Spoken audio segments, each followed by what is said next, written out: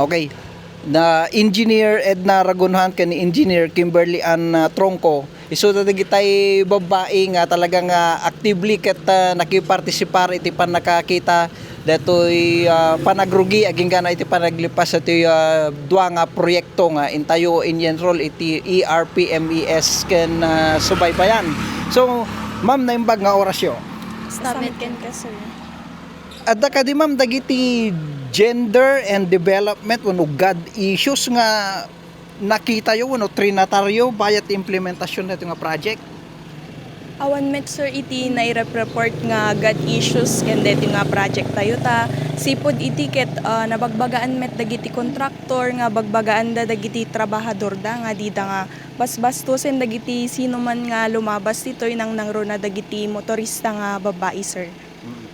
Ma'am, how about dagiti empleados iti PEO adda ka di kadwayo pay ma'am nga babae nga empleyado manipod iti Provincial Engineers Office nga direkta nga timulong kada nga project. Adda sir, da kami timulong kami nga nag-araramid ti plans, ti program, ken nag-supervise dito nga proyekto. Ken adda pa office mi mat lang sir nga babae mat lang nga mangilaklaka da DG papers na or vouchers na sir. Okay.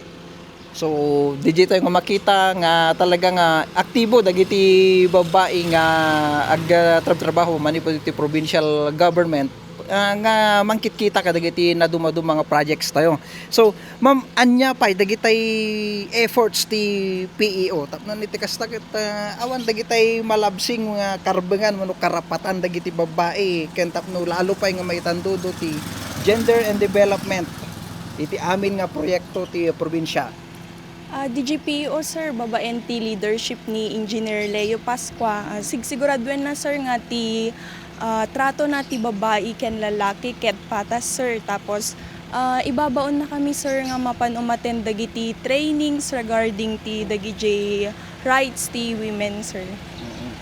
So iti ababa nga pannaumam ket very safe dagiti babae nga karaman kadagiti anyaman nga proyekto ti probinsya. When sir, safe mat ti babae nga karaman ti proyekto ti probinsya ta dami respeto ken talek ti tunggal may isa kanyami sir.